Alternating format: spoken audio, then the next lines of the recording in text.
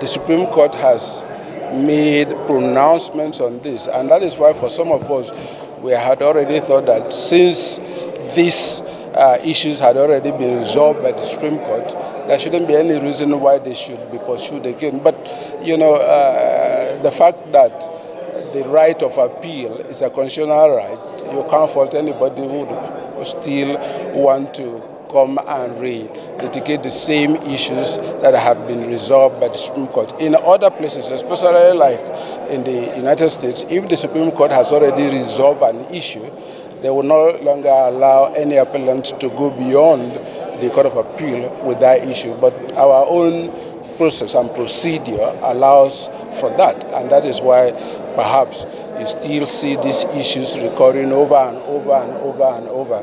So there was no moment any of us here on this side were fearful of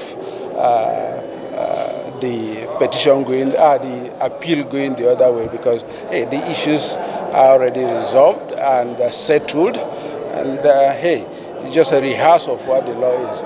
But like you saw, even in one of the points where the lead judgment, and that is the justice who made who read the lead judgment, when he made his own personal views, the concurrent judgments differ from him, and like he said, let us all just wait for what the Supreme Court will say concerning those pronouncements.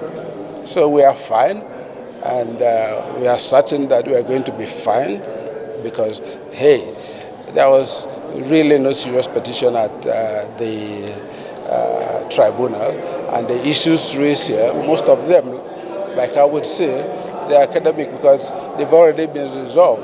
So these ones are, like I would always encourage the public to follow this process, because we all learn, and the public will also learn from what is happening.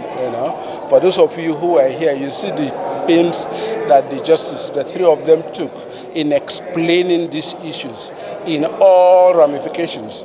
They didn't just make their pronouncement. They said, if I were in position to say this is what I would say, but this is what the law is. And that's what I feel all of us should always have in mind. We can have our own independent thoughts, we can have our own independent views on legal issues, but we should never forget that as disciples of the court, we should always lean towards and be bound by precedent. I feel excited, so happy that this decision is a unanimous decision, which I believe any sensible person might not challenge it. All the three judges give their judgment in our favor, and they have taken the path of truth. So we thank the judiciary for this bit. We want to commend the judicial system in this country for ensuring that justice is done, is given to whoever it is due to. And we believe this matter has been closed today. I'm not sure whether anybody will think of going on appeal again, because the matter has been finally resolved and everything is very clear today.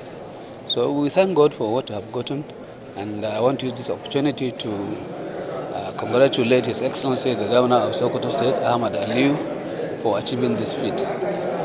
We want to assure Nigerians and Sokoto State in particular that this new administration is all out to work for them, is all out to improve the standard of living of the people of Sokoto State, and this governor is a very serious-minded person, and we have confidence in him that he's going to deliver.